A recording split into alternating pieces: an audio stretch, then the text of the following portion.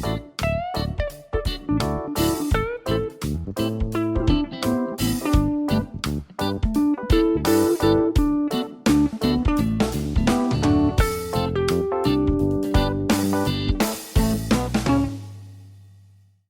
Everyone, welcome back to Bharati Kaur Kannada vlogs. ಹೇಗಿದ್ದೀರಾ ತಾವೆಲ್ಲ? ಚೆನ್ನಾಗಿದ್ದೀರಾ ಅಂತ ಅಂದ್ಕೊಂಡಿದ್ದೀನಿ. ನಾನು ತುಂಬ ಚೆನ್ನಾಗಿದ್ದೀನಿ. ಇದು ಸ್ಯಾಟರ್ಡೇ ವ್ಲಾಗು ನಿಮ್ಮ ಜೊತೆ ಶೇರ್ ಮಾಡ್ಕೊತಾ ಇದ್ದೀನಿ. ಬೆಳಿಗ್ಗೆ ಬ್ರೇಕ್ಫಾಸ್ಟ್ಗೆ ನಾನು ಬೇಸನ್ಕ ಚೀಲ ಮಾಡಿದ್ದೀನಿ. ಈ ನಾರ್ತ್ ಇಂಡಿಯಾದಲ್ಲಿ ಇದನ್ನು ಅದೇ ಥರನೇ ಕರೆಯೋದು, ಅದಕ್ಕೆ ನಾನು ಅದೇ ಹೆಸರಲ್ಲಿನೇ ಹೇಳ್ತಾ ಇದ್ದೀನಿ ನಿಮಗೆ.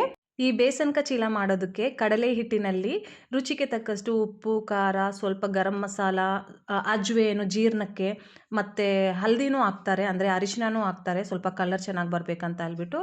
ಅದಲ್ದಿರ ತರಕಾರಿಗಳನ್ನ ಆ್ಯಡ್ ಮಾಡ್ತಾರೆ. ಇವಾಗ ನಾನು ಒಂದು ಅನಿಯನು ಮತ್ತು ಟೊಮೆಟೊ, ಒಂದು ಚಿಕ್ಕದಾದ ಗ್ರೀನ್ ಚಿಲ್ಲಿಯನ್ನು ಕಟ್ ಮಾಡಿಕೊಂಡು ಆ್ಯಡ್ ಮಾಡಿ ಒಂದು 10 ನಿಮಿಷ ಸೈಡ್ಗೆ ಇಟ್ಬಿಟ್ಟಿದ್ದೆ. ಆಮೇಲೆ ಬಿಸಿ ಬಿಸಿಯಾಗಿ ಮಕ್ಕಳಿಗೆ ಮಾಡಿ ಕೊಟ್ಬಿಟ್ಟಿದ್ದೀನಿ. ಮಕ್ಕಳು ತಿಂತಾ ಇದ್ದಾರೆ. ಇವಾಗ ನನಗೆ ನಾನು ಮಾಡ್ಕೊತಾ ಇದ್ದೀನಿ. ತುಂಬ ಚೆನ್ನಾಗಿರುತ್ತೆ, ರುಚಿಕರವಾದ ಹೆಲ್ದಿಯಾದ ಬ್ರೇಕ್ಫಾಸ್ಟ್ ಇದು. ಗುಜರಾತ್, ರಾಜಸ್ಥಾನ್, ಹರಿಯಾಣ, ಪಂಜಾಬ್ ಮತ್ತು ಡೆಲ್ಲಿಯಲ್ಲಿ ತುಂಬ ಮಾಡ್ತಾರೆ. ಬೆಳಗ್ಗೆ ಬ್ರೇಕ್ಫಾಸ್ಟಲ್ಲಿ ವಾರಕ್ಕೂ ಒಂದ್ಸಲ ಆದರೂ ಇವ್ರು ಮಾಡ್ಕೊಂಡು ತಿಂತಾರೆ. ಬ್ರೇಕ್ಫಾಸ್ಟೇ ಅಲ್ಲ, ಸ್ನ್ಯಾಕ್ಸ್ ಟೈಮಲ್ಲೂ ಇದನ್ನು ಮಾಡಿಕೊಂಡು ತಿಂತಾರೆ. ಮಕ್ಕಳಿಗೆ ಇದು ತುಂಬ ಹೆಲ್ದಿನೂ ಕೂಡ. ನಮ್ಮ ಸೌತ್ ಕಡೆ ಬೇಸನ್ಕ ಚೀಲ ಅಷ್ಟು ಪಾಪ್ಯುಲರ್ ಅಲ್ಲ. ಈಗ ಯೂಟ್ಯೂಬ್ ಮುಖಾಂತರ ಕೆಲವರು ಮಾಡ್ಕೊತಾರೆ, ಬಟ್ ಅಷ್ಟು ಪಾಪ್ಯುಲರೂ ಅಲ್ಲ. ನೀವು ಒಂದ್ಸಲ ಟ್ರೈ ಮಾಡಿ, ತುಂಬ ಚೆನ್ನಾಗಿರುತ್ತೆ, ತುಂಬ ರುಚಿಕರವಾಗಿರುತ್ತೆ, ಹೆಲ್ದಿನೂ ಕೂಡ. ನಿನ್ನೆ ಬೆಳಿಗ್ಗೆ ನಮ್ಮ ಯಜಮಾನ್ರು ಕೆಲಸದ ಮೇಲೆ ಬೇರೆ ಊರಿಗೆ ಹೋಗಿದ್ದಾರೆ. ಇವತ್ತು ರಾತ್ರಿಗೆ ಬರ್ತಾರೆ. ನಾನು ನಮ್ಮ ಮಕ್ಕಳು ಮಾತ್ರನೇ ಇದ್ದಿದ್ದು ನಿನ್ನೆಯಿಂದ. ಇವತ್ತು ಸ್ಯಾಟರ್ಡೇ ಅಲ್ವಾ, ನಮ್ಮ ಮಕ್ಕಳಿಗೆ ಹಾಲಿಡೇ ಇದೆ. ಸೊ ಅದಕ್ಕೆ ನಾವು ಸ್ವಲ್ಪ ಲೇಟಾಗೇ ಎದ್ಬಿಟ್ಟು ಬ್ರೇಕ್ಫಾಸ್ಟ್ ಮಾಡ್ಕೊಂಡು ಇವಾಗ ತಿಂತಾಯಿದ್ದೀನಿ. ಅದಕ್ಕೆ ಮುಂಚೆನೇ ನಾನು ಈ ಬೆಡ್ಶೀಟ್ಸ್ನೆಲ್ಲ ಕ್ಲೀನಾಗಿ ಚೇಂಜ್ ಮಾಡಿಬಿಟ್ಟು ಒಗೆಯೋದಕ್ಕೆ ಮಿಷಿನಲ್ಲಿ ಹಾಕ್ಬಿಟ್ಟಿದ್ದೀನಿ. ಮತ್ತು ಮನೆ ಕಸನೂ ಕೂಡ ಗೂಡಿಸ್ಕೊಂಡಿದ್ದೀನಿ. ಈಗ ಬೇಗ ಬೇಗ ಬೆಡ್ಶೀಟ್ ಚೇಂಜ್ ಮಾಡಿಬಿಟ್ಟು ಮನೆ ಒರೆಸೋದಿದೆ ಕೆಲಸ, ಮತ್ತು ಪಾತ್ರೆ ತೊಳೆಯೋದಿದೆ. ಮಿಷಿನಲ್ಲಿ ಬೆಡ್ಶೀಟ್ಸ್ ಹಾಕಿದ್ದೀನಲ್ಲ, ಅದನ್ನು ರಿನ್ಸ್ ಮಾಡೋದಿದೆ, ಮತ್ತು ಮಧ್ಯಾಹ್ನದಕ್ಕೆ ಅಡುಗೆನೂ ರೆಡಿ ಮಾಡ್ಕೊಳ್ಳೋದಿದೆ. ತುಂಬ ಕೆಲಸ ಇದೆ. ಈ ವ್ಲಾಗಲ್ಲಿ ನಾನು ನನ್ನ ಬ್ಯುಸಿ ಮಾರ್ನಿಂಗ್ ರೂಟೀನ್ ಕೆಲಸಗಳನ್ನು ಯಾವ ಥರ ಮಾಡ್ಕೊತೀನಿ ಅಂತ ನಿಮಗೆ ತೋರಿಸ್ಕೊಡ್ತೀನಿ. ಚಿಕ್ಕ ಮಕ್ಕಳಿರೋ ಮನೆಯಲ್ಲಿ ಕೆಲಸ ತುಂಬ ಜಾಸ್ತಿ ಇರುತ್ತೆ. ಎಲ್ಲರೂ ಅವ್ರದ್ದೇ ಆದ ರೀತಿಯಲ್ಲಿ ಮಾಡ್ಕೊತಾರೆ. ನಾನು ಈ ವ್ಲಾಗಲ್ಲಿ ತಿಳಿಸ್ತೀನಿ ನಾನು ರೂಟೀನ್ ವ್ಲಾಗನ್ನು ಯಾವ ಥರ ಮಾಡ್ಕೊತೀನಿ ಅಂತ ಹೇಳ್ಬಿಟ್ಟು. ಈಗ ನೋಡಿ, ಫಸ್ಟು ಪಿಲ್ಲೋ ಕವರ್ಸ್ನ ಹಾಕ್ಬಿಟ್ಟು ಸೈಡಲ್ಲಿ ಇಟ್ಬಿಡ್ತೀನಿ. ಆಮೇಲೆ ಬೆಡ್ಶೀಟನ್ನು ಚೇಂಜ್ ಮಾಡ್ಕೊತೀನಿ. ನಾನು ಪ್ರೀವಿಯಸ್ ವ್ಲಾಗಲ್ಲಿ ಹೇಳ್ದಂಗೆ ಬೆಡ್ಶೀಟ್ನ ವಾರಕ್ಕೊಂದ್ಸಲಿ ಚೇಂಜ್ ಮಾಡ್ತೀನಿ. ಇಲ್ಲ ಅಂದರೆ ಯಾವಾಗ ಗಲೀಜಾಗುತ್ತೋ ಆವಾಗ ಚೇಂಜ್ ಮಾಡ್ತಾ ಇರ್ತೀನಿ. ಇಲ್ಲಿ ವಿಂಟರ್ ಸೀಸನಲ್ಲಿ ವಿಂಟರ್ ಬೆಡ್ಶೀಟ್ಸ್ನ ಯೂಸ್ ಮಾಡ್ತೀವಿ. ಸಮ್ಮರ್ ಸೀಸನಲ್ಲಿ ಕಾಟನ್ ಯೂಸ್ ಮಾಡ್ತೀವಿ. ಇವಾಗ ಸ್ಪ್ರಿಂಗ್ ಸೀಸನ್ ಅಲ್ವಾ, ನಾನು ಯಾವುದಿದೋ ಅದನ್ನು ಹಾಕ್ಬಿಡ್ತಾ ಇರ್ತೀನಿ. ಅಷ್ಟು ಚಳಿನೂ ಇಲ್ಲ, ಅಷ್ಟು ಬಿಸಿಲೂ ಇಲ್ಲ, ನಾರ್ಮಲ್ ಆಗಿದೆ ವೆದರು. ನಮ್ಮ ವಿಂಟರ್ ಸೀಸನ್ ಅಂತೂ ಎಕ್ಸ್ಟ್ರೀಮ್ ಇರುತ್ತೆ ನಾರ್ತ್ ಇಂಡಿಯಾದ ಕಡೆ. ಸೊ ಅದಕ್ಕೋಸ್ಕರ ಸ್ವಲ್ಪ ಉಳಂದುನೇ ನಾವು ಬೆಡ್ಶೀಟ್ಸ್ನ ಯೂಸ್ ಮಾಡೋದು. ಇಬ್ಬರು ಮಕ್ಕಳು ಮನೆಯಲ್ಲಿರೋವಾಗ ಕೆಲಸ ಮಾಡೋದಂತೂ ತುಂಬ ಕಷ್ಟ ಆಗಿಬಿಡುತ್ತೆ. ಯಾಕಂದರೆ ಇನ್ ಬಿಟ್ವೀನು ಅವರು ಜಗಳಗಳು ಶುರು ಆಗಿಬಿಡುತ್ತೆ. ಒಬ್ಬ ಬೆಡ್ರೂಮಲ್ಲಿ ಟಿ ವಿ ನೋಡ್ತಾನೆ ಇರ್ತಾನೆ, ಮತ್ತು ಇನ್ನೊಬ್ಬ ಇವಾಗ ಲ್ಯಾಪ್ಟಾಪ್ ಇಟ್ಕೊಂಡು ಅದು ಕಾರ್ಟೂನನ್ನು ನೋಡ್ತಾ ಇರ್ತಾನೆ. ಶಿನ್ಚಾನ್ ಅಂತೆ, ಡೋರೆಮಾನ್ ಅಂತ, 12 ವರ್ಷ ಆಗಿದೆ, ಈ ಥರ ನೋಡ್ತಾ ಇರ್ತಾನೆ. ಇನ್ ಬಿಟ್ವೀನು ಬೋರ್ ಆಗಿಬಿಟ್ರೆ ಮಾತ್ರ ಫುಟ್ಬಾಲ್ನ ತೊಗೊಂಡ್ಬಿಟ್ಟು ಮನೆಯಲ್ಲೇ ಆಡ್ತಾ ಇರ್ತಾರೆ. ದೊಡ್ಡವನು ಆಡೋವಾಗ ಚಿಕ್ಕವನಿಗೂ ಆಡಬೇಕು ಅನಿಸುತ್ತೆ, ಚಿಕ್ಕವನು ಆಡೋವಾಗ ದೊಡ್ಡವನಿಗೂ ಆಡಬೇಕು ಅನಿಸುತ್ತೆ. ಒಂದೇ ಒಂದು ಫುಟ್ಬಾಲ್ ಇರೋದು, ಅದರಲ್ಲಿನೇ ಇಬ್ಬರು ಗಲಾಟೆ ಮಾಡಿಕೊಂಡು ತುಂಬ ಅಂದರೆ ತುಂಬ ಸೌಂಡ್ ಮಾಡ್ತಾ ಇರ್ತಾರೆ. ಟಿ ವಿನೂ ಸ್ಟಾರ್ಟ್ ಆಗಿರುತ್ತೆ, ಫುಟ್ಬಾಲ್ದು ಸೌಂಡ್ ಇರುತ್ತೆ. ಕೆಳಗಡೆಯಿಂದ ನಮ್ಮ ಓನರೂ ಕಾಲ್ ಮಾಡಿಬಿಡ್ತಾರೆ, ಹೇಳ್ತಾರೆ ತುಂಬ ಸೌಂಡ್ ಬರ್ತಾಯಿದೆ ಅಂತ ಹೇಳ್ಬಿಟ್ಟು. ನಾನು ಆಮೇಲೆ ಇವ್ರದ್ದು ಬೈದು ಸ್ವಲ್ಪ ಹೊತ್ತು ಕೂತ್ಕೊಂಡ್ಬಿಡ್ತಾರೆ, ಆಮೇಲೆ ಮತ್ತೆ ಹಂಗೆ ಸ್ಟಾರ್ಟ್ ಮಾಡಿಬಿಡ್ತಾರೆ. ಆ ಥರ ಮಕ್ಕಳಿರೋವಾಗ ಕೆಲಸ ಮಾಡೋದ್ರಲ್ಲಿ ಕಾನ್ಸಂಟ್ರೇಟ್ ಮಾಡೋಕ್ಕೆ ಆಗೋಲ್ಲ. ವ್ಲಾಗ್ ಅಂತೂ ನಾರ್ಮಲಾಗಿ ನಾವು ಮಾಡೋಕ್ಕೆ ಆಗೋಲ್ಲ. ಏನಾದರೂ ನಾವು regular vlogs without voice over ಮಾಡಬೇಕಂತೂ ಅವ್ರನ್ನ ಕೂರಿಸ್ಬಿಟ್ಟು ಹೇಳಿ ಅದನ್ನೆಲ್ಲ ಕಂಟ್ರೋಲ್ ಮಾಡಿಬಿಟ್ಟು ಮಾಡಬೇಕಾಗತ್ತೆ. ಇವಾಗ ವಾಯ್ಸ್ ಓವರಲ್ಲಿ ಅಷ್ಟು ಪ್ರಾಬ್ಲಮ್ ಆಗೋಲ್ಲ. ಏನೇ ಮಾಡಿಕೊಂಡ್ರು ನಾನು ಎಲ್ಲನೂ ಮ್ಯೂಟ್ ಮಾಡಿಕೊಂಡು ನನ್ನದೇ ನಾನು ವಾಯ್ಸ್ ಓವರ್ ಕೊಟ್ಕೊತಾ ಇದ್ದೀನಿ. ಈಗ ಕಿಚನಲ್ಲಿ ಸ್ವಲ್ಪ ಬೇಳೆಗಳೆಲ್ಲ ಮುಗ್ದೋಗಿತ್ತು. ಅದಕ್ಕೆ ಫ್ರೆಶ್ ಆಗಿ ತಂದಿರೋ ಬೇಳೆಗಳನ್ನೆಲ್ಲ ಡಬ್ಬಗಳಲ್ಲಿ ಹಾಕ್ಬಿಟ್ಟು ಇಟ್ಬಿಟ್ಟೆ. ಮತ್ತು ಉದ್ದಿನ ಬೇಳೆ ಓಲ್ಡ್ ಬ್ಯಾಚದ್ದು ಇತ್ತು, ಹೊಸ ಬ್ಯಾಚ್ದು ಇತ್ತು. ಓಲ್ಡ್ ಬ್ಯಾಚಿಂದು ಬಂದುಬಿಟ್ಟು ಇಡ್ಲಿಗೆ ಅಂತ ನೆನೆಸ್ಬಿಟ್ಟು, ಹೊಸ ಬ್ಯಾಚನ್ನ ಡಬ್ಬದಲ್ಲಿ ಹಾಕ್ಬಿಟ್ಟು ಇಟ್ಬಿಟ್ಟೆ. ನನ್ನ ಚಿಕ್ಕ ಮಗ ಆವಾಗಿಂದನೂ 2-3 ಸಲ ಬಂದುಬಿಟ್ಟು ಸ್ವಲ್ಪ ನಾಟಕ ಮಾಡಿಕೊಂಡು ನಾಟಕದಲ್ಲೇ ಹೇಳ್ದ, ಅಮ್ಮ ನನಗೆ ನಿಂಬೆ ರಸ ಮಾಡಿಕೊಡು ಅಂತ ಹೇಳ್ಬಿಟ್ಟು. ನಾನು ಬ್ಯುಸಿಯಾಗಿ ಏನಾದರೂ ಕೆಲಸ ಮಾಡೋವಾಗ ಇವ್ರು ಬಂದುಬಿಟ್ಟು ನನಗೆ ಅದು ಬೇಕು ಇದು ಬೇಕು ಅಂದರೆ ಬೈತೀನಿ ಅವ್ರಿಗೆ. ಇವಾಗ ನಾಟಕ ಮಾಡಿಕೊಂಡೆ ಸ್ವಲ್ಪ ಕಾಮಿಡಿ ಎಲ್ಲ ಮಾಡ್ಕೊಂಡು ಬಂದುಬಿಟ್ಟು ರಿಕ್ವೆಸ್ಟ್ ಮಾಡ್ದೆ. ಅದಕ್ಕೆ ನಾನು ಅವ್ನಿಗೆ ಮಾಡಿ ಕೊಡ್ತಾಯಿದ್ದೀನಿ. ಅವ್ನು ಹೇಳ್ದ, ಅಮ್ಮ ನೀವು ಕೆಲಸ ಮಾಡ್ಕೊಳ್ಳಿ, ನಾನೇ ಮಾಡ್ಕೊತೀನಿ ಅಂತ ಹೇಳ್ಬಿಟ್ಟು. ಈ ನನ್ನ ಮಗ ಮಾಡಿದ್ರೆ ಅಷ್ಟೇ, ಕಿಚನಲ್ಲಿ ಅದು ಶುಗರು ಅದು ಇದು ಅಂತ ಹೇಳ್ಬಿಟ್ಟು ಸ್ಟಿಕ್ಕಿ ಮಾಡಿಬಿಡ್ತಾನೆ. ಅದಕ್ಕೆ ನಾನೇ ಮಾಡಿ ಕೊಟ್ಟೆ. ಇಡ್ಲಿಗೆ ಅಕ್ಕಿ ಬೇಳೆ ನೆನೆಸಿಟ್ಬಿಟ್ಟಿದ್ದೀನಿ ಮತ್ತು ಕಿಚನ್ದು ಸ್ಟವ್ ಎಲ್ಲ ಕ್ಲೀನ್ ಮಾಡಿಬಿಟ್ಟು ಸ್ಲ್ಯಾಬೂ ಕ್ಲೀನ್ ಮಾಡಬೇಕು. ಅದಾದ ನಂತರ ಸ್ವಲ್ಪ ಪಾತ್ರೆಗಳಿವೆ, ಅವನ್ನೆಲ್ಲ ತೊಳೆದ್ಬಿಟ್ಟು ಆಮೇಲೆ ಮನೆ ಒರೆಸೋ ಕೆಲಸ ಇದೆ. ತುಂಬ ಕೆಲಸ ಇರುತ್ತೆ ಮಾರ್ನಿಂಗಲ್ಲಿ. ಸ್ಪೆಷಲಿ ಮಕ್ಕಳಿರೋವಾಗ ಸ್ವಲ್ಪ ಲೇಟೇ ಮಾಡ್ಕೊತೀನಿ. ಮಕ್ಕಳು ಸ್ಕೂಲ್ಗೆ ಹೋಗ್ಬಿಟ್ರೂ ಇದೇ ಥರನೇ ಕೆಲಸ ಇರುತ್ತೆ ನನಗೆ. ಬಟ್ ಆವಾಗ ಏನು ನಮಗೆ ಡಿಸ್ಟರ್ಬೆನ್ಸ್ ಇರಲ್ಲ. ನಾವು ಬೇಗ ಬೇಗ ಬೇಗ 1:15 ಗಂಟೆ 2 ಗಂಟೆಯಲ್ಲಿ ಎಲ್ಲ ಮಾಡಿ ಮುಗಿಸ್ಬಿಡ್ತೀನಿ. ಮಕ್ಕಳಿರೋವಾಗ ಅಷ್ಟು ಟೈಮಲ್ಲಿ ಮಾಡೋಕ್ಕಾಗಲ್ಲ. ಯಾಕಂದರೆ ರಜಾ ಇರೋವಾಗ ನಾವು ಎದ್ದೇಳೋದೇ ಲೇಟು. ಮತ್ತು ಮಕ್ಳ ಹತ್ರ ಸ್ವಲ್ಪ ಎಂಟರ್ಟೈನ್ ಮಾಡಿಕೊಂಡು ಅವ್ರಿಗೆ ಅದು ಇದು ನೋಡಿಬಿಟ್ಟು ಎಲ್ಲ ಕೆಲಸ ಮಾಡಿ ಮುಗಿಸೋದಕ್ಕೆ ಅಟ್ಲೀಸ್ಟ್ ಒಂದು 3 ಗಂಟೆ ಆದರೂ ಬೇಕೇ ಬೇಕಾಗುತ್ತೆ. ನಾನು ಡೈಲಿ ಬೇಸಿಸಲ್ಲಿ ಮನೆ ಕೆಲಸ ಮಾಡ್ಕೊಳ್ಳೋವಾಗ ಎಲ್ಲನೂ ಪ್ಲ್ಯಾನ್ ಮಾಡೇ ಮಾಡ್ಕೊತೀನಿ. ಇವತ್ತು ಯಾವ ಥರ ನಾನು ಪ್ಲ್ಯಾನ್ ಮಾಡಿದೆ ಅಂದರೆ, ಮಕ್ಕಳು ಎದ್ಮೇಲೆ ಅವ್ರನ್ನ ಫಸ್ಟು ಬ್ರಷ್ ಮಾಡೋದಕ್ಕೆ ಬಾತ್ರೂಮಲ್ಲಿ ಕಳಿಸ್ಬಿಟ್ಟಿದ್ದೆ. ಆಮೇಲೆ ಮಕ್ಕಳು ಅಲ್ಲಿ ಇಲ್ಲಿ ಕೂತ್ಕೊಂಡು ಆಡ್ತಾ ಇರ್ತಾರೆ ಸ್ವಲ್ಪ. ಆವಾಗ ನಾನು ಬೆಡ್ಶೀಟ್ ಎಲ್ಲ ಚೇಂಜ್ ಮಾಡಿಬಿಟ್ಟೆ 2 ಬೆಡ್ರೂಮಲ್ಲಿನೂ. ಆಮೇಲೆ ಕಸ ಎಲ್ಲ ಗುಡಿಸ್ಕೊಂಡೆ. ಅವರು ರಜಾ ಇರೋವಾಗ ಸ್ವಲ್ಪ ಲೇಟಾಗೆ ಬ್ರೇಕ್ಫಾಸ್ಟ್ ಮಾಡೋದು. ಅದಕ್ಕೆ ನಾನು ಏನು ಮಾಡೋದು ಅಂತ ಯೋಚನೆ ಮಾಡಿದೆ. ಆಮೇಲೆ ಅವ್ರನ್ನ ಕೇಳಿದೆ, ಈ ಥರ ಬೇಸನ್ಕ ಚೀಲ ಮಾಡಲಾ ಅಂತ ಹೇಳ್ಬಿಟ್ಟು. ಅವರು ಓಕೆ ಅಂತ ಹೇಳಿದ್ರು. ಅದಕ್ಕೆ ಬೇಗ ಬೇಗ ಬ್ರೇಕ್ಫಾಸ್ಟ್ ಮಾಡಿಕೊಟ್ಟೆ. ಅದಾದ ನಂತರ ನಾನು ಸ್ವಲ್ಪ ತಿಂದ್ಬಿಟ್ಟೆ ಇವತ್ತು. ನಾರ್ಮಲಾಗಿ ಎಲ್ಲ ಕೆಲಸ ಮಾಡಿ ಮುಗಿಸಿದ ಮೇಲೆನೇ ನಾನು ತಿನ್ನೋದು. ಒಂದೇ ಒಂದೊಂದು ಮಾತ್ರ ತಿಂದೆ. ಸ್ವಲ್ಪ ಎನರ್ಜಿ ಬೇಕಾಗಿತ್ತು, ಸ್ವಲ್ಪ ಟಯರ್ಡ್ಸ್ದಾಗ ಅನಿಸ್ತಾ ಇತ್ತು, ಅದಕ್ಕೆ ನಾನು ತಿಂದ್ಬಿಟ್ಟೆ. ತಿಂದಾದಮೇಲೆ ನೀವು ನೋಡ್ದಂಗೆ ಬೇಳೆಗಳನ್ನೆಲ್ಲ ಎತ್ತಿ ಇಟ್ಬಿಟ್ಟು ಕಿಚನ್ ಸ್ಲ್ಯಾಬ್ ಎಲ್ಲ ಕ್ಲೀನ್ ಮಾಡಿಕೊಂಡು ಸ್ಟವ್ ಎಲ್ಲ ಕ್ಲೀನ್ ಮಾಡಿಕೊಂಡು ಇವಾಗ ಪಾತ್ರೆಗಳನ್ನ ತೊಳಿತಾ ಇದ್ದೀನಿ. ಇದಾದಮೇಲೂ ಪ್ಲ್ಯಾನ್ ಮಾಡ್ಕೊಂಡೇ ಮಿಕ್ಕಿರೋ ಕೆಲಸ ಎಲ್ಲ ಮಾಡ್ಕೊತೀನಿ. ನಾನು ಒಂದನ್ನು ಹೇಳೋದನ್ನು ಮರ್ತೋಗ್ಬಿಟ್ಟೆ. ನಾನು ಬೆಡ್ಶೀಟ್ ಚೇಂಜ್ ಮಾಡಿದ್ನಲ್ಲ, ಆವಾಗಲೇ ಮಿಷಿನೂ ಆನ್ ಮಾಡಿಬಿಟ್ಟು ಬಟ್ಟೆನೂ ಒಗೆಯೋದಕ್ಕೆ ಹಾಕ್ಬಿಟ್ಟಿದ್ದೀನಿ. ಅದೂ ಕೆಲಸ ಆಗ್ತಾಯಿದೆ. ಇಲ್ಲಿ ಕಿಚನಲ್ಲಿನೂ ಕೆಲಸ ಆಗ್ತಾಯಿದೆ. ಈಗ ಬೇಗ ಬೇಗ ಪಾತ್ರೆಗಳನ್ನ ತೊಳೆದಿಟ್ಬಿಟ್ಟು ಕಿಚನ್ದು ಕ್ಯಾಬಿನೆಟ್ಸ್ ಇದೆಲ್ಲ ಅದರದ್ದು ಹೊರಭಾಗದಲ್ಲಿ ಚೆನ್ನಾಗಿ ಒರೆಸ್ಕೊತಾ ಇದ್ದೀನಿ. ನಾನು ಇದನ್ನೆಲ್ಲ ಕ್ಲೀನ್ ಮಾಡೋದಕ್ಕೆ ಯಾವುದೇ ಒಂದು ಕೆಮಿಕಲ್ನ ಯೂಸ್ ಮಾಡಲ್ಲ. ನಂದು ಕಿಚನ್ ವಾಶ್ ಕ್ಲಾತ್ಸ್ ಇರುತ್ತೆ ಅಲ್ಲ, ಅದನ್ನು ಬಿಸಿ ನೀರಲ್ಲಿ ತೊಳೆದು ಇಟ್ಬಿಡ್ತೀನಿ, ಚೆನ್ನಾಗಿ ಒಗೆದು ಇಟ್ಬಿಡ್ತೀನಿ. ಅದನ್ನು ಬಿಸಿ ನೀರಲ್ಲೇ ಸ್ವಲ್ಪ ಡಿಪ್ ಮಾಡಿಕೊಂಡು ಎಲ್ಲನೂ ಫಸ್ಟ್ ವೆಟ್ ಕ್ಲಾತಲ್ಲಿ ಕ್ಲೀನ್ ಮಾಡ್ಕೊತೀನಿ, ಆಮೇಲೆ ಡ್ರೈ ಕ್ಲಾತಲ್ಲಿನೂ ಕ್ಲೀನ್ ಮಾಡ್ಕೊತೀನಿ. ನಾನು ಕೆಲವ್ರನ್ನ ನೋಡಿದ್ದೀನಿ ಕೊಲೀನ್ ಯೂಸ್ ಮಾಡ್ತಾರೆ, ಇಲ್ಲಾಂದರೆ ಇವಾಗ ಅಮೆಝಾನಲ್ಲಿ ಏನೇನೋ ಕೆಮಿಕಲ್ಸ್ ಬರ್ತಾ ಇದೆ, ಅದನ್ನೆಲ್ಲ ಯೂಸ್ ಮಾಡ್ತಾರೆ. ಬಟ್ ಏನೋ ಗೊತ್ತಿಲ್ಲ, ನನಗೆ ಅದೆಲ್ಲ ಕೆಮಿಕಲ್ಸ್ ಯೂಸ್ ಮಾಡೋದಕ್ಕೆ ಇಷ್ಟ ಆಗ್ತಾಯಿಲ್ಲ. ಮನೆ ಒರೆಸೋದಕ್ಕೂ ನಾನು ಅಷ್ಟೇ ಉಪ್ಪನ್ನ ಯೂಸ್ ಮಾಡ್ತೀನಿ.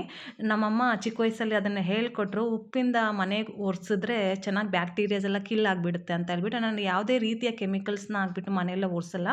ಇದನ್ನು ಕ್ಲೀನ್ ಮಾಡೋದಕ್ಕೂ ಬಿಸಿ ನೀರು ಮತ್ತು ಕ್ಲೀನಾಗಿರೋ ಬಟ್ಟೆನೇ ಯೂಸ್ ಮಾಡ್ಕೊತೀನಿ.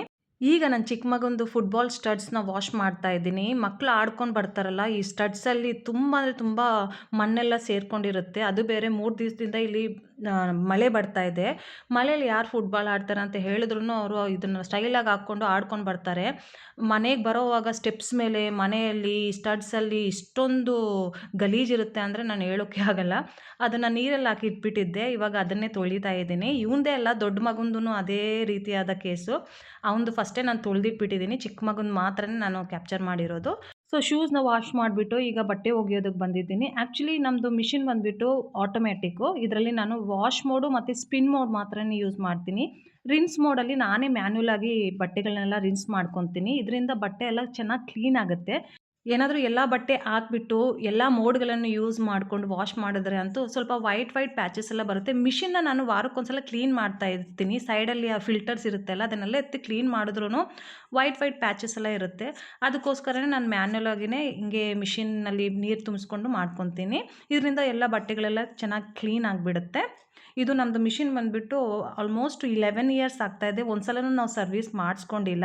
ನಾವು ಬೆಂಗಳೂರಲ್ಲಿದ್ವಿ, ಡೆಲ್ಲಿಯಲ್ಲಿದ್ವಿ, ಇವಾಗ ಚಂಡೀಗಢಲ್ಲಿದ್ದೀವಿ, ಎಲ್ಲ ಕಡೆನೂ ಟ್ರಾವೆಲ್ ಆಗಿದೆ. ಬಾಳಿಕೆ ತುಂಬ ಚೆನ್ನಾಗಿ ಬಂದಿದೆ. ಈಗ ಮಿಷಿನಲ್ಲಿ ಸ್ಪಿನ್ ಮೋಡಲ್ಲಿ ಬೆಡ್ಶೀಟ್ಗಳನ್ನ ಹಾಕ್ಬಿಟ್ಟು ಮನೆ ಒರೆಸ್ತಾ ಇದ್ದೀನಿ. ಲೀವಿಂಗ್ ರೂಮಿಂದ ಸ್ಟಾರ್ಟ್ ಮಾಡಿದ್ದೀನಿ. ಫಸ್ಟು ಲೀವಿಂಗ್ ರೂಮ್ ಮಾಡ್ಕೊತೀನಿ, ಮತ್ತು ಕಿಚನ್ನ ಕ್ಲೀನ್ ಮಾಡ್ಕೊತೀನಿ, ಆಮೇಲೆ 2 ಬೆಡ್ರೂಮ್ಗಳನ್ನ ಕ್ಲೀನ್ ಮಾಡ್ಕೊತೀನಿ. ಆಮೇಲೆ ನಮ್ಮದು ಸ್ಟೆಪ್ಸ್ ಇದೆ, ಕೆಳಗಡೆಯಿಂದ ಮೇಲೆವರೆಗೂ ಹೋಗ್ತೀವಲ್ಲ, ಆ ಸ್ಟೆಪ್ಸ್ ಎಲ್ಲನೂ ಕ್ಲೀನ್ ಮಾಡ್ಕೊತೀನಿ. ಅದಾದ ನಂತರ ಬಾಲ್ಕನಿಗಳನ್ನ ಕ್ಲೀನ್ ಮಾಡ್ಕೊತೀನಿ. ಇದನ್ನೆಲ್ಲ ನಾನು ಒರೆಸೋದಕ್ಕೆ ಒಂದು ಅರ್ಧ ಗಂಟೆ ಆದರೂ ಆಗುತ್ತೆ. ಅದಕ್ಕೆ ಒಂದಿನ ಬಿಟ್ಟು ಒಂದಿನ ಮನೆ ಒರೆಸ್ಕೊತೀನಿ. ಕಸ ಮಾತ್ರ ಡೈಲಿ ಗೂಡಿಸ್ಕೋಬೇಕಾಗುತ್ತೆ. ಮಕ್ಕಳಿರೋ ಮನೆಯಲ್ಲಿ ಆ್ಯಕ್ಚುಲಿ 2 ಸಲನೂ ಗೂಡಿಸ್ಕೋಬೇಕಾಗುತ್ತೆ. ಯಾಕಂದರೆ ಬೆಳಗ್ಗೆ ಎಲ್ಲ ಕ್ಲೀನಿಂಗ್ ಮಾಡ್ಕೊಂಡಿರ್ತೀವಲ್ಲ, ಮಕ್ಕಳು ಸಾಯಂಕಾಲ ಆಡ್ಕೊಂಡು ಬರ್ತಾರೆ. ನಾನು ಹೇಳ್ದಂಗೆ ಮಣ್ಣು ಹಂಗೆ ಹಿಂಗೆ ಫುಟ್ಬಾಲ್ದಲ್ಲಿ ಮಣ್ಣಿರುತ್ತೆ, ಶೂಸಲ್ಲಿ ಮಣ್ಣಿರುತ್ತೆ, ಹಂಗೆ ಒಳಗಡೆ ಬಂದುಬಿಡ್ತಾರಾ, ಅದನ್ನೆಲ್ಲ ಆವಾಗವಾಗ ಗೂಡಿಸ್ಕೊತಾನೆ ಇರ್ತೀನಿ. ಈಗ ನಾನು ನಿಮ್ಮ ಜೊತೆ ನನ್ನ ಮನಸ್ಸಿನ ಮಾತನ್ನು ಶೇರ್ ಮಾಡ್ಕೊತೀನಿ. ಆ್ಯಕ್ಚುಲಿ ನಾನು ಯೂಟ್ಯೂಬನ್ನ ಯಾಕೆ ಶುರು ಮಾಡಿರೋದು ಅಂತ ಇನ್ನೂ ನನಗೆ ಯಾರೂ ಕ್ವೆಶ್ಚನ್ ಮಾಡಿಲ್ಲ. ಬಟ್ ನನಗೆ ಹೇಳ್ಕೋಬೇಕು ಅಂತ ಆಸೆ, ಅದಕ್ಕೆ ಹೇಳ್ಕೊತಾ ಇದ್ದೀನಿ. ನಾನು ಆ್ಯಕ್ಚುಲಿ 9.5 ಇಯರ್ಸ್ವರೆಗೂ ಕೆಲಸ ಮಾಡಿದ್ದೀನಿ ಸರ್ವಿಸ್ ಇಂಡಸ್ಟ್ರಿಯಲ್ಲಿ, ಹಾಸ್ಪಿಟ್ಯಾಲಿಟಿ ಇಂಡಸ್ಟ್ರಿಯಲ್ಲಿ. 2014, 15, 16 ಮಕ್ಕಳಾದ್ಮೇಲೂ ನಾನು ಮಾಡ್ತಾಯಿದ್ದೆ. ಬಟ್ ನನಗೆ ಆವಾಗ ಕೆಲಸ ಮಾಡುವಾಗ ತುಂಬ ಸ್ಟ್ರೆಸ್ಫುಲ್ ಆಗಿತ್ತು. ನನಗೆ ಯಾರೂ ಸಪೋರ್ಟ್ ಮಾಡ್ತಾ ಇರಲಿಲ್ಲ. ಮತ್ಲಬ್ ಎಮೋಷ್ನಲಿ ಮಕ್ಕಳನ್ನ ನೋಡ್ಕೊಳ್ಳೋದಾಗಿರ್ಬೋದು, ಮತ್ತು ಮನೆ ಕೆಲಸ ಮಾಡೋದಾಗಿರ್ಬೋದು. ನಾನು ತುಂಬ ಕಾಂಪಿಟೇಟಿವ್ ಆಗಿ ಆಚೆ ಕಡೆನೂ ಕೆಲಸ ಮಾಡ್ತಾಯಿದ್ದೆ. ನಾನು ಆಚೆ ಕಡೆನೂ 100% ಕೊಡ್ತಾಯಿದ್ದೆ, ಮನೆಯಲ್ಲಿನೂ 100% ಕೊಡ್ತಾಯಿದ್ದೆ. ಬಟ್ ನಾನು ಝೀರೋ ಆಗಿಬಿಡ್ತಿದ್ದೆ. ಏನಂತ ಹೇಳೋದು, ಎಮೋಷ್ನಲ್ ಸಪೋರ್ಟ್ ಇಲ್ದಿರ ಒಂಥರ ನನಗೇನೆ ಡಿಪ್ರೆಷನ್ ಆಗಿ ಬಂದುಬಿಟ್ಟಿತ್ತು. ಅದಾದಮೇಲೆ ನಾನೇ ಇದು ಮಾಡಿಕೊಂಡೆ, ಮಕ್ಕಳನ್ನು ಯಾರೂ ನೋಡ್ಕೊತಾ ಇಲ್ಲ, ಎಷ್ಟು ದುಡ್ಡು ಬಂದ್ರೂ ಖುಷಿ ಇಲ್ಲ ಅಂತ ಹೇಳ್ಬಿಟ್ಟು ನಾನೇ ಕೆಲಸ ಬಿಟ್ಬಿಟ್ಟೆ. ನಾನು ಕೆಲಸ ಬಿಟ್ಮೇಲಂತೂ ತುಂಬ ಅಂದರೆ ತುಂಬ ಫೈನಾನ್ಷಿಯಲ್ ಪ್ರಾಬ್ಲಮ್ ಬಂತು. ನಮ್ಮ ಯಜಮಾನ್ರೂ ಕೆಲಸ ಬಿಟ್ಬಿಟ್ಟು ಅವರು ಬಿಸ್ನೆಸ್ನ ಸ್ಟಾರ್ಟ್ ಮಾಡಿದ್ರು. ಅದರಲ್ಲಂತೂ 5-6 ಲಕ್ಷ ಹಂಗೆ ಹೋಯ್ತು. ಏನಂತ ಹೇಳೋದು, ನಾವು ಕಷ್ಟಪಟ್ಟು ದುಡ್ದಿರೋದೆಲ್ಲನೂ ಲಾಸ್ ಮಾಡ್ಕೊಂಡ್ವಿ. ಆಮೇಲೆ ಕೋವಿಡೂ ಬಂದುಬಿಡ್ತು. ತುಂಬ ಅಂದರೆ ತುಂಬ ಲಾಸ್ ಆಯಿತು. ನನಗಂತೂ ಕೆಲಸ ಮಾಡೋದಕ್ಕೆ ಇಷ್ಟನೇ ಇಲ್ಲ, ಮಕ್ಕಳನ್ನ ಬಿಟ್ಬಿಟ್ಟು. ನಮ್ಮ ಯಜಮಾನ್ರು ಹೇಳ್ತಾರೆ ಇವಾಗ್ಲೂ, ಕೆಲಸ ಮಾಡು, ಇದರಲ್ಲಿ ಏನೂ ಇಲ್ಲ, ಲಕ್ ಇರಬೇಕು ಯೂಟ್ಯೂಬಲ್ಲೆಲ್ಲ, ನೀನು ಏನು ಸಂಪಾದಿಸ್ತೀಯ ಹಂಗೆ ಹಿಂಗೆ ಅಂತ ಹೇಳ್ಬಿಟ್ಟು ನನಗೂ ಅವ್ರಿಗೂ ತುಂಬ ಜಗಳ ಎಲ್ಲ ಆಗುತ್ತೆ. ಅದಕ್ಕೆ ನಾನು ನಮ್ಮ ಯಜಮಾನ್ರಿಗೆ ಹೇಳ್ತಾ ಇರ್ತೀನಿ, ಸ್ವಲ್ಪ ದುಡ್ಡಲ್ಲಾದ್ರೂ ನನ್ನ ಮನೇನ ಇಷ್ಟು ಚೆನ್ನಾಗಿ ಮ್ಯಾನೇಜ್ ಮಾಡೋದು ಕೆಪ್ಯಾಸಿಟಿ ನನ್ನ ಹತ್ರ ಇದೆ. ನೀನು ಜಾಸ್ತಿ ಸಂಪಾದನೆ ಮಾಡು, ಇವಾಗ ಬರೋ ದುಡ್ಡು ಕಡಿಮೆ ಇದೆ ಅಂದರೆ ನೀನು ಇನ್ನೂ ಟ್ರೈ ಮಾಡು, ಒಳ್ಳೆ ಕೆಲಸ ಮಾಡು ಅಂತ ನಾನು ನಮ್ಮ ಯಜಮಾನ್ರ ಹತ್ರ ಆರ್ಗ್ಯೂ ಮಾಡ್ತಾ ಇರ್ತೀನಿ. ಅವ್ರದ್ದು ಬಿಸ್ನೆಸ್ಸಲ್ಲಿ ಲಾಸ್ ಆದಮೇಲೆ ಅವರು ಕೆಲಸ ಮಾಡೋದನ್ನು ಶುರು ಮಾಡಿದ್ದಾರೆ. 5 ಇಯರ್ಸ್ ಬಿಸ್ನೆಸ್ ಮಾಡಿದ್ರಲ್ಲ, ಅದಕ್ಕೆ ಅವ್ರಿಗೆ ಸ್ವಲ್ಪ ಇವಾಗ ಕೆಲಸ ಕಡೆ ಕಡಿಮೆನೇ ಸ್ಯಾಲ್ರಿ ಬರ್ತಾ ಇದೆ. ಹಂಗೂ ದೇವ್ರ ಕೃಪೆಯಿಂದ ನಾವು ಸ್ವಲ್ಪ ಚೆನ್ನಾಗಿಯೇ ಲೈಫ್ನ ಲೀಡ್ ಮಾಡ್ತಾ ಇದ್ದೀವಿ. ಅದನ್ನು ನೋಡಿಬಿಟ್ಟು ಕೆಲವರು ಇರ್ತಾರಲ್ಲ ರಿಲೇಷನಲ್ಲೆಲ್ಲನೂ ಹೊಟ್ಟೆ ಕಿಚ್ಚು ಪಡ್ಕೊತಾರೆ. ಅವ್ರು ಅನ್ಕೊತಾರೆ ನಮ್ಮ ಹತ್ರ ಏನೋ ತುಂಬ ದುಡ್ಡಿದೆ ಅಂತ ಹೇಳ್ಬಿಟ್ಟು. ನಿಜ ಹೇಳ್ಬೇಕಂದ್ರೆ ದುಡ್ಡು ಕಡಿಮೆ, ಬಟ್ ಕಷ್ಟ ಜಾಸ್ತಿ ಪಡ್ತಾ ಇದ್ದೀವಿ. ಸ್ಮಾರ್ಟಾಗಿ ನಾವು ಜೀವನನ ನಡೆಸ್ತಾ ಇದ್ದೀವಿ. ಸೊ ಈಗ ಮಧ್ಯಾಹ್ನ 2:30 ಆಗ್ತಾ ಇದೆ. ಲಂಚ್ ಟೈಮು ಕೂಡ ಮಕ್ಕಳಿಗೆ ಹಸಿವಾಗ್ತಾ ಇತ್ತು. ಅದಕ್ಕೆ ಬೇಗ ಕಿಚನಲ್ಲಿ ಬಂದುಬಿಟ್ಟು ಲಂಚ್ನ ರೆಡಿ ಮಾಡ್ತಾ ಇದ್ದೀನಿ. ಈ ಕಡೆ ಕುಕ್ಕರಲ್ಲಿ ರೈಸನ್ನು ಇಟ್ಟಿದ್ದೀನಿ, ಈ ಕಡೆ ಲೋಬಿಯಾ ಸಾರನ್ನು ಮಾಡ್ತಾ ಇದ್ದೀನಿ. ಲೋಬಿಯಾನ ನೆನೆಸಿರಲಿಲ್ಲ, ಇನ್ಸ್ಟೆಂಟಾಗಿಯೇ ಬಾಯ್ಲ್ ಮಾಡಿಕೊಂಡು ಮಸಾಲೆ ಇಟ್ಬಿಟ್ಟು ಸಾರು ಮಾಡ್ತಾ ಇದ್ದೀನಿ. ನೋಡಿ ಲೋಬಿಯಾ ಎಷ್ಟು ಚೆನ್ನಾಗಿ ಕುಕ್ ಆಗಿದೆ, ಇನ್ಸ್ಟೆಂಟಾಗಿ ಕುಕ್ ಮಾಡಿಕೊಂಡ್ರು. ನಮ್ಮ ಕುಕ್ಕರಲ್ಲಿ 4 ವಿಸಿಲ್ನ ತರಿಸಿದ್ದೀನಿ. ಇಷ್ಟು ಚೆನ್ನಾಗಿ ಕುಕ್ ಆಗಿದೆ. ನಾನು ಹೇಳ್ದಂಗೆ ಒಂದು ಕಡೆ ಮಸಾಲೆನೂ ರೆಡಿ ಆಗಿದೆ. ಮಸಾಲೆಯಲ್ಲಿ ನಾನು ಒಂದು ಆಲೂಗಡ್ಡೆನೂ ಹಾಕಿದ್ದೀನಿ, ಸ್ವಲ್ಪ ಗ್ರೇವಿ ಚೆನ್ನಾಗಿ ಬರುತ್ತೆ ಅಂತ ಹೇಳ್ಬಿಟ್ಟು. ಇನ್ನು ಇದರಲ್ಲಿ ರೆಡ್ ಚಿಲ್ಲಿ ಪೌಡರು, ಹಲ್ದಿ ಪೌಡರು, ಗರಂ ಮಸಾಲೆ ಏನೂ ಹಾಕಿಲ್ಲ, ಉಪ್ಪೂ ಹಾಕಿಲ್ಲ, ಹಂಗೆ ಕುಕ್ ಮಾಡಿಕೊಂಡೆ. ಈಗ ಚೆನ್ನಾಗಿ ಕುಕ್ ಆಗಿದೆ ಅಲ್ಲ, ಅದಕ್ಕೋಸ್ಕರ ಮಸಾಲೆಗಳನ್ನ ಹಾಕ್ಕೊತಾ ಇದ್ದೀನಿ. ಮೊದಲಿಗೆ ಉಪ್ಪು, ಇದು ಖಾರದ ಪುಡಿ, ಸ್ವಲ್ಪ ಅರಿಶಿನ, ಮತ್ತು ಇದರಲ್ಲಿ ಗರಂ ಮಸಾಲ ಇದೆ, ಅದನ್ನು ಹಾಕ್ಕೊತಾ ಇದ್ದೀನಿ. ಮಸಾಲೆ ಡಬ್ಬನ ಪಕ್ಕದಲ್ಲಿಟ್ಟು ಈ ಲೋಬಿಯಾನ ಇದರಲ್ಲಿ ಆ್ಯಡ್ ಮಾಡ್ಕೊತೀನಿ. ಲೋಬಿಯಾ ತುಂಬ ರುಚಿಯಾಗಿರುತ್ತೆ ಹಾಗೂ ಹೆಲ್ದಿನೂ ಕೂಡ.